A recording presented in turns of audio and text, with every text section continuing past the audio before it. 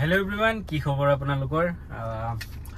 Guys মইতো আপোনালোকক কৈছিলো যে মই কিবা এটা অসুবিধাত আছিলো, হেতু কাৰণে ধৰক মই অফিসতো আহিব পৰা নাই বা পাৰ্কিংতো তেনেকে যাব পৰা নাই, বহুত দিন ভিডিও দিয়া নাই। সো বাকি কিজনে মানে অকলে অকলে দৌৰি আছে আৰু গাড়ী বিলাক লৈ আহিছে আৰু মই এতিয়া এখনকে দেখাই আছো আৰু আপোনালোকক। আজি মই যোনখন দেখাম এখনটো থাম্বনেলত দেখাই পাইছে আৰু i20 আছে, ডিজেলতো পাব, পেট্ৰলতো পাব। i20 ইলাইট মডেল যেটো ধৰক 2019-18-20 মডেল যোনটো হেতু পাব। Honda City আছে, মই যোৱা ভিডিও দেখাইছো আপোনালোকক Honda City, আৰু আজি মই এখন দেখাম, WagonR খন দেখাম। আৰু নতুন নতুন ষ্টকত আহিছে আৰু কেইখনমান গাড়ী, হেকিখনো মই আপোনালোকক দেখাম বাৰু। ইকোস্পৰ্টও আছে এখন, টপ মডেলটো হয় 22ৰ হয়, সানুপ গোটেইখিনি আছে। ডিজেলত পাব আপোনালোকে, আৰু জিপ কম্পাছৰ এখন আছে, সেইখনো দেখাই দিম বাৰু মই কোনবা দিনা। গাড়ীখিনি গোটেইখিনি ৰেডি হৈ লওক, তাৰ পিছত মই গোটেইখিনি গাড়ীৰ এদিন ভিডিও আপোনালোকক দেখাই দিম বাৰু। আজি মই এতিয়া WagonR খন লৈ আহিছো, তাকে মই আপোনালোকক দেখাই দিও। গাড়ীখন ষ্টাৰ্ট হৈ আছে, মই এবাৰ প্ৰথমতে ইঞ্জিনটোৱে আপোনালোকক দেখাই দিও বলক। মই আৰু এবাৰ ষ্টাৰ্ট দি দিছো, এটো চাওক, কিলোমিটাৰটো চাওক 27,500 চলিছে, মাত্ৰ 27,000 চলিছে। এটো একদম জেনুইন হয়, সাৰ্ভিস হিস্ট্ৰি अवेलेबल আছে, আপোনালোকে যদি চেক কৰিব খোদে দেন চেক কৰিব পাৰে। সাৰ্ভিস হিস্ট্ৰিটো ডিলাৰত अवेलेबल পাব আপোনালোকে। সো মই আগতে ইঞ্জিনটো আৰু বাহিৰৰখিনি দেখাই লও, তাৰ পিছত আপোনালোকক ভিতৰৰখিনিও মই দেখাই দিম বলক।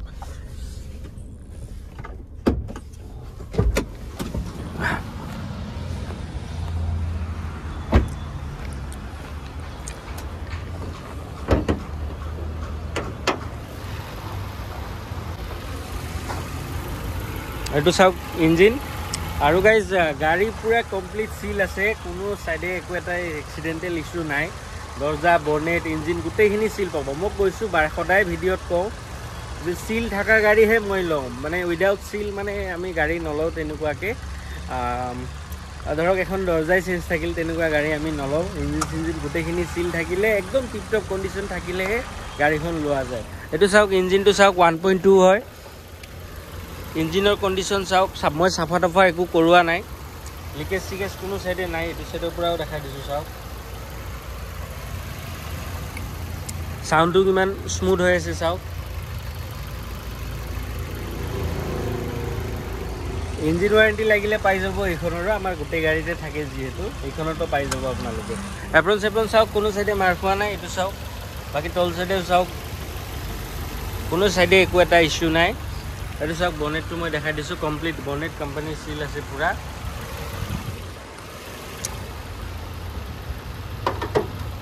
সো মই গাড়ীখন দেখাই দিছো আপোনালোকক চাওক, একদম সৰু ডেন্ট এটা আছে আগৰ বনেটত, কাৰণ পেইন্টৰ ইমান এটা কাম হোৱা নাই, এইটো মাইনৰ হয়, গম নাপায় আপোনালোকে। এইটো চাওক একদম সৰুকে, এটো মানে কৰা নাই কিহৰ কাৰণে, হেতু কৰাৰ লগে লগে গোটেই বনেটটো পেইন্ট কৰিব লাগিব, হেতু কাৰণে কৰা নাই। ধৰক আগৰ বাম্পাৰ পিছৰ বাম্পাৰ পেইন্ট হৈছে, বাকি কোনো সাইডে তেনেকুৱা একো কাম হোৱা নাই। এটো চাওক টায়াৰ কন্ডিশন আপোনালোকে চাওক কিমান ধুনীয়া কন্ডিশনত আছে।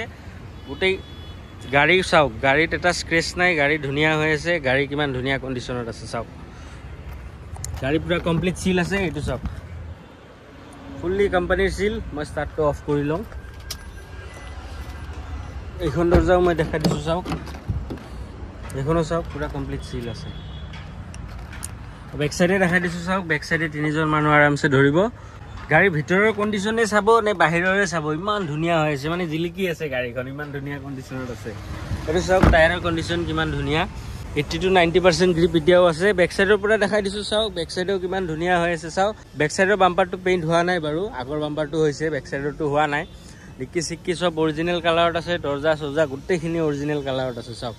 এইটো টায়াৰৰ কন্ডিশনো মই দেখাই দিছো চাওক। আৰু এইখনৰ স্পেয়াৰ টায়াৰটো ইউজ হৈছে, ইউজ নোহোৱা নহয় বাৰু, মই দেখাই দি আছো আপোনালোকক। এটো চাওক পষ্ট কোনো সাইডে মাৰ খোৱা নাই, একদম ধুনীয়া হৈ আছে। এটো চাওক সব সিল আছে, পুৰা কমপ্লিট সিল, বনেট ডিক্কি সব সিল আছে চাওক।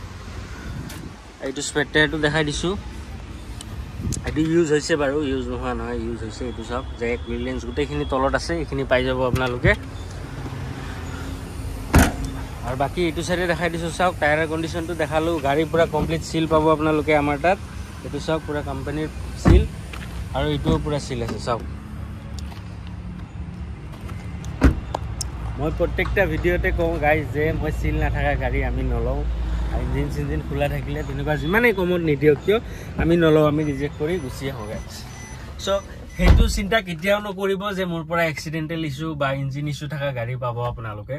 চ' বাহিৰৰখিনি মই দেখালোঁ, দেখিছে আপোনালোকে পেইণ্টৰ কোনো চাইডে তেনেকুৱা একো কাম হোৱা নাই, আগৰ বাম্পাৰ হৈছে, বাকী ধৰক ক'ৰবাত অকণমান টাচ আপ হৈছে চাগে আগত, গম নাপাওঁ, কিন্তু মই দেখাতটো অৰিজিনেল পেইণ্টত থকা যেনে লাগিছে। চ' মই ভিতৰৰখিনি মই আপোনালোকক দেখাই দিওঁ, গাড়ী কি কণ্ডিশ্যনত আছে কি নাই, গাড়ীত কি আছে কি নাই মই ভিতৰৰ পৰা দেখাই দিছোঁ। এইটো চাওক 4টা পাৱাৰ উইণ্ডো পাব, এইটো ডোৰ লক আনলক, এইটো মিৰৰ লক আনলক, এইটো ORBM, টিপি দিলে সোমাই যাব, আকৌ টিপি দিলে এনেকৈ ওলাই যাব 2টা গ্লাছ।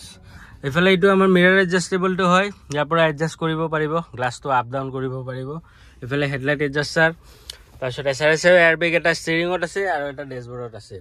আৰু ইফালে আছে চাওক ভইচ কমাণ্ড, ফোন ৰিচিভ কৰা, ফোন কাটা, mute, volume up down, mode, music change কৰা, গোটেইখিনি আছে ইয়াতে, যিখিনি লাগে সেইখিনি দিয়া আছে বাৰু ইয়াতে। আৰু এইটো চাওক, এইটো কোম্পানী ফিটেড টাচ স্ক্ৰীণ হয়, এইটো মাৰুতিৰে ইনবিল্ড হয়, এণ্ড্ৰইড নহয় বাৰু, কোম্পানীৰ পৰা এণ্ড্ৰইড নিদিয়ে, আপোনালোকে জানে, এইটো কাৰণে নিদিয়ে যাতে ইউটিউব চাই থাকি ক'ৰবাত ঠুকি নিদিয়ে, তেনেকুৱা টাইপৰ কথা আৰু, সেনেকুৱা টাইপৰে মই কিবা অলপ শুনিছিলোঁ। আৰু এইফালে চাওক কিলোমিটাৰটো মই দেখাইছিলোঁ আপোনালোকক 27,549 চলিছে গাড়ী গাইজ। গাড়ীৰ গোটেইখিনি ৱাৰেণ্টি পাই যাব, ইঞ্জিনৰ ৱাৰেণ্টিও পাই যাব মোৰ ফালৰ পৰা, আৰু এক্সিডেণ্টেলটো নাই, সেইটো ৰিটেনত পাব আমাৰ পৰা। আৰু এইটো চাওক, এইখিনি আমাৰ ক্লাইমেট কণ্ট্ৰল, AC এটা ধুনীয়া কাম কৰি আছে, AC চলাই ৰাখিছোঁ মই। আৰু এইটো চাওক 12 ৱাটৰ চাৰ্জিং চকেট, আৰু এইটো USB আৰু অক্সফোৰ্ডটো ইয়াতে আছে।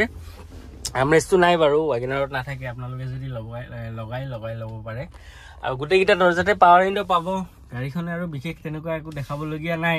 চ' গাইজ এইখন 2019ৰ হয়, মাৰুতি চুজুকি ৱেগনাৰ 1.2 ZXi খন হয়, চলিছে 27,549 কিলোমিটাৰ। এইখনৰ প্ৰাইচ একদম ফিক্স প্ৰাইচ 4.5 লাখ টকা হ'লে মই এইখন দি দিম, মানে 4,50,000 কেছ হওক ৰিফাইনেন্স হওক, 4,50,000 হ'লে মই গাড়ীখন দি দিম আপোনালোকক।